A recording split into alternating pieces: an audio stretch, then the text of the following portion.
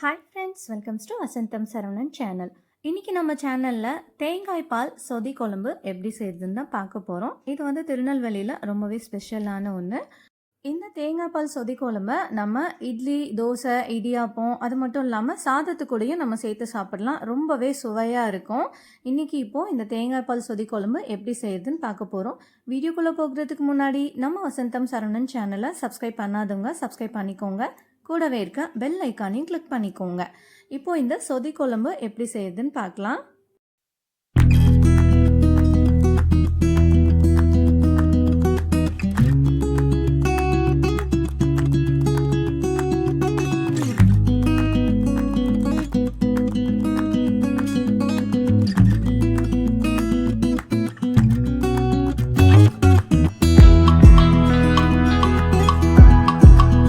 First இந்த சொதி குழம்பு செய்கிறதுக்காக ஒரு சின்ன டம்ளர் அளவுக்கு பாசிப்பயிறு எடுத்துக்கிறேன். இதை ஆல்ரெடி வறுத்து வச்சுருக்க பாசிப்பயிறு. இதை ஒரு குக்கருக்கு மாற்றிக்கலாம். இதை நல்லா வாஷ் பண்ணிவிட்டு இதில் 2 டம்ளர் அளவுக்கு தண்ணி சேர்த்துக்கலாம். இப்போது இதில் தண்ணி சேர்த்துட்டு ஒரு 3 விசில் வர வரைக்கும் விட்டு இதை நல்லா வேக வச்சு எடுத்துக்கலாம்.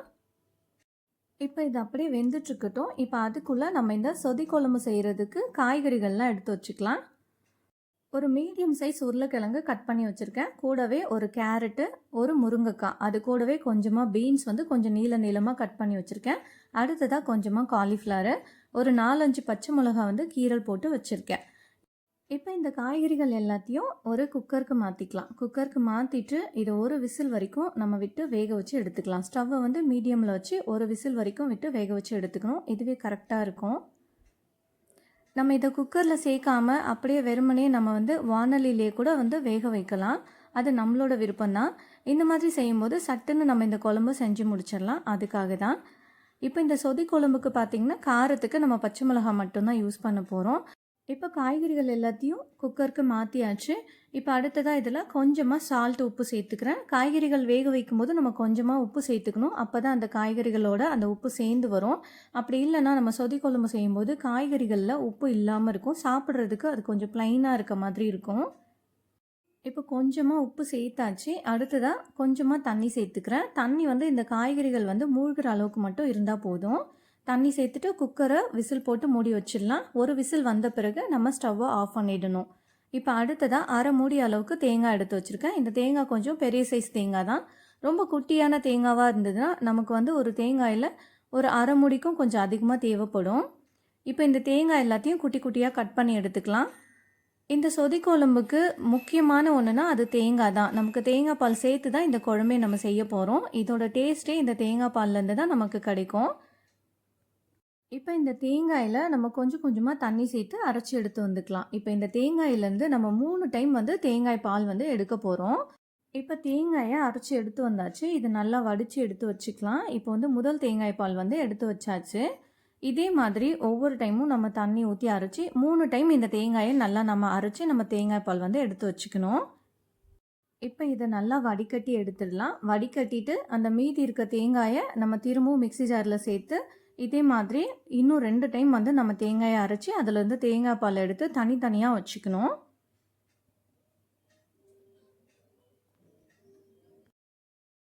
இப்போ இதே மாதிரியே இந்த தேங்காயை திரும்ப திரும்ப அரைச்சி எடுத்து வந்து 3 டைம் இந்த தேங்காய் பாலை தனியாக வடிகட்டி எடுத்து வச்சுருக்கேன்.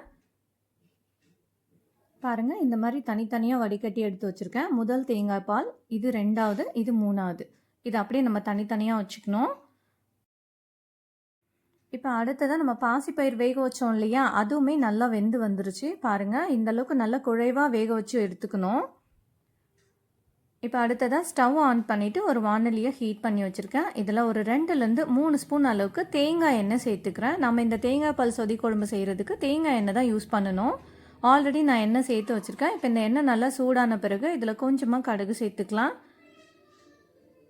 இப்போ கடுகு சேர்த்துட்டு அடுத்ததாக இதில் ஒரு அரை ஸ்பூன் அளவுக்கு ஜீரகம் சேர்த்துக்கலாம். இப்போ இந்த ஜீரகம் நல்லா பொரிஞ்சிட்ட பிறகு நம்ம எடுத்து வச்சுருக்கிற பச்சை மிளகாய், ஆல்ரெடி வந்து நம்ம பச்சை மிளகாய் கீரல் போட்டு வச்சுருக்கோம். இப்போ அந்த பச்சை மிளகாயை நம்ம இது கூட சேர்த்துக்கலாம். அடுத்ததாக இது கூடவே ஒரு வெங்காயத்தை வந்து மீடியம் சைஸ் வெங்காயம் குட்டி குட்டியாக கட் பண்ணி வச்சுருக்கேன். இப்போ அந்த வெங்காயத்தையும் இது கூட நம்ம சேர்த்துக்கிட்டு இதை நல்லா வதக்கிக்கலாம். இந்த சொதி குழம்புக்கு வெங்காயம் ரொம்ப நல்லா வதங்கணும்னு அவசியம் கிடையாது. ரொம்ப ப்ரௌன் கலர்லாம் வரணும்னு அவசியம் இல்லை.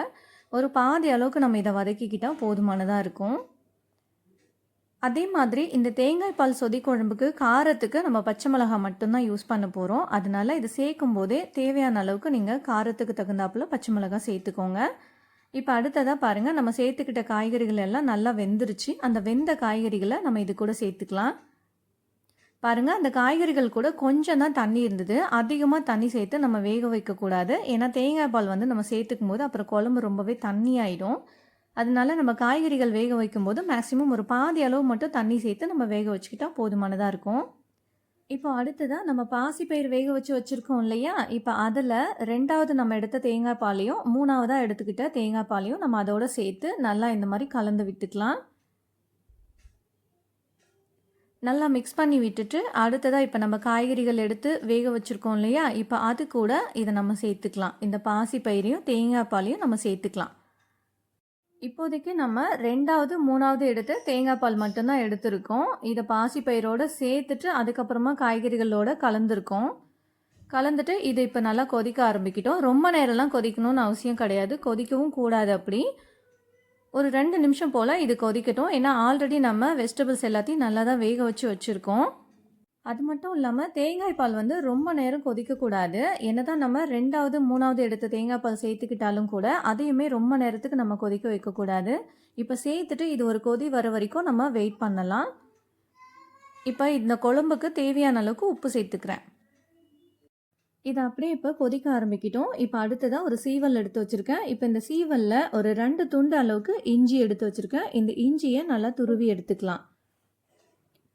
இப்போ இந்த இஞ்சியை வந்து துருவிட்டு நம்ம இதிலேருந்து இஞ்சி சாறு வந்து எடுத்து வைக்க போகிறோம். இப்போ இதுக்கு பதிலாக நீங்கள் மிக்ஸி ஜாரில் சேர்த்து கூட அடித்து அதுலேருந்து வடிகட்டி கூட நம்ம இஞ்சி சாறு வந்து தனியாக எடுத்து வச்சுக்கலாம். இப்போ இது நல்லா துருவியாச்சு. இப்போ இது ஒரு வடிகட்டியில் சேர்த்து கொஞ்சம் போல் நம்ம நல்லா வடிகட்டி வச்சுக்கலாம். இதில் இருக்க இஞ்சி தண்ணியை மட்டும்தான் நம்ம இந்த குழம்புக்கு யூஸ் பண்ண போகிறோம். அதனால வடிகட்டி வச்சுக்கலாம். இப்போ இஞ்சி சாறு வந்து ரெடி ஆயிடுச்சு. இது அப்படியே ஒரு பக்கமாக இருக்கட்டும். இப்போ அடுத்ததாக ஒரு அரை எலுமிச்சம்பழம் வந்து எடுத்து வச்சுருக்கேன். இப்போ இதுலேருந்து ஒரு 2 ஸ்பூன் அளவுக்கு எலுமிச்சம்பழ சாறு மட்டும் நம்ம எடுத்து தனியாக வச்சுக்கலாம். இப்போ இந்த இஞ்சி சாறு எலுமிச்சம்பழ சாறு இது 2த்தையும் நம்ம தனியாக எடுத்து வச்சுக்கலாம். இப்போ பாருங்கள், குழம்பு கொதிக்க ஆரம்பிச்சிடுச்சு. ஒரு 2 நிமிஷம் போல் ஆயிருக்கு. இது வரைக்கும் இது கொதிக்க ஆரம்பிச்சு. இப்போ இந்த டைமில் நம்ம முதல்ல எடுத்தோம் இல்லையா தேங்காய் பால், அந்த தேங்காய் பாலை நம்ம இது கூட சேர்த்துக்கலாம். ஸ்டவ்வை மீடியம் ஃப்ளேமில் வச்சுக்கணும், ரொம்ப ஹை ஃப்ளேமில் வச்சு குக் பண்ணக்கூடாது. இப்போ ஃபஸ்ட்டு எடுத்த தேங்காய் பாலை நம்ம இது கூட சேர்த்துக்கலாம். சேர்த்துட்டு நல்லா மிக்ஸ் பண்ணி விட்டுக்கலாம். பாருங்கள், ஆரம்பத்தில் குழம்பு வந்து கொஞ்சம் நல்லா திக்காக இருக்க மாதிரி இருந்தது. இப்போ கொஞ்சம் நார்மலாக இருக்குது பாருங்கள். அதனால தான் சொன்னேன், காய்கறிகள் வேக வைக்கும் போதும் நம்ம பாசிப்பயிர் வேக வைக்கும் போதும் கரெக்டான அளவு நம்ம தண்ணி சேர்த்துக்கணும். எதுக்காகனா நம்ம இந்த தேங்காய் பால் வந்து சேர்க்கும் போது ரொம்ப தண்ணியாகிடக்கூடாது, அதுக்காக தான். இப்போ ஃபஸ்ட்டு தேங்காய் பால் சேர்த்துட்டு இது கொதிக்கிற நிலைக்கு வந்திருக்கு. இன்னும் கொதிக்க ஆரம்பிக்கலை. அந்த ஆரம்பிக்கும் இல்லையா, அந்த ஸ்டேஜில் நம்ம என்ன பண்ணணும்னா நம்ம இஞ்சி சாறு எடுத்து வச்சுருக்கோம் இல்லையா வடிகட்டி, அந்த இஞ்சி சாறை நம்ம இது கூட சேர்த்துடலாம். சேர்த்துட்டு நல்லா மிக்ஸ் பண்ணி விட்டுக்கணும். நல்லா மிக்ஸ் பண்ணி விட்டுட்டு அடுத்ததாக ஒரு நிமிஷம் விட்டுட்டு நம்ம லெமன் சாறு எடுத்து வச்சுருக்கோம் இல்லையா, அந்த லெமன் சாறை நம்ம இதை ஃபைனலாக சேர்த்துட்டு அப்படியே நம்ம ஸ்டவ்வை ஆஃப் பண்ணிடணும். ஃபஸ்ட்டு தேங்காய் பால் சேர்த்த பிறகு இது கொதிக்கக்கூடாது. குழம்பு கொதிக்கிற அளவுக்கு வந்து அப்படியே நம்ம நிறுத்திடணும். அதாவது கொதி நிலைக்கு வந்து அந்த டைமில் நம்ம ஸ்டவ்வை ஆஃப் பண்ணிடணும். இப்போ இது எல்லாத்தையும் நல்லா மிக்ஸ் பண்ணியாச்சு. அவ்வளோதான், ஸ்டவ்வை நம்ம ஆஃப் பண்ணிடலாம். அவ்வளோதான், நம்மளோட சூப்பரான சுவையான தேங்காய் பால் சொதி குழம்பு ரெடி ஆகிடுச்சு. இந்த தேங்காய் பால் சொதி குழம்பை நீங்கள் இடியாப்பத்து கூட, இட்லி, தோசை, சப்பாத்தி கூட கூட இது சூட் ஆகும். எனக்கு ரொம்பவே பிடிக்கும் பர்சனலாக. அது மட்டும் இல்லாமல் நம்ம சாதத்து கூட இந்த குழம்பு வச்சுக்கிட்டு கொஞ்சம் காரமாக வாழைக்காய் பொரியல் ரெடி பண்ணி வச்சுக்கிட்டோம்னா இதோட டேஸ்ட்டை அடிச்சிக்கவே முடியாதுங்க. அவ்வளோ அமேசிங்காக இருக்கும். நம்ம சாப்பிட்றதுக்கு ஒரு மைல்டான காரத்தோட இந்த தேங்காய் பால் சேர்த்து சாப்பிட்றதால வயிற்றுக்கும் நல்லா இதமாக இருக்கும். தேங்காய் பாலோட மகத்துவத்தை நம்ம சொல்லவே தேவையில்லை. அதில் அவ்வளோ பெனிஃபிட்ஸ் இருக்குது. கண்டிப்பாக இதை மாதத்தில் ஒரு டைமாவது இந்த மாதிரி தேங்காய் பால் சொதி குழம்பு வச்சு நம்ம சாப்பிடலாம். நம்மளோட வயிற்றுக்குமே ரொம்ப ரொம்ப நல்லது. ஓகே ஃப்ரெண்ட்ஸ், கண்டிப்பாக இந்த தேங்காய் பால் சொதி குழம்பை உங்கள் வீட்டில் செஞ்சு பாருங்கள். செஞ்சு பார்த்துட்டு இதோட டேஸ்ட்டு எப்படி இருந்ததுன்னு கமெண்ட் பண்ணுங்கள். இந்த ரெசிபி உங்களுக்கு ரொம்ப பிடிச்சிருந்தா இந்த வீடியோவை உங்களோட ஃபேமிலி அண்ட் ஃப்ரெண்ட்ஸ்க்கு ஷேர் பண்ணுங்கள், லைக் பண்ணுங்கள், கமெண்ட் பண்ணுங்கள். தேங்க்ஸ் ஃபார் வாட்சிங்.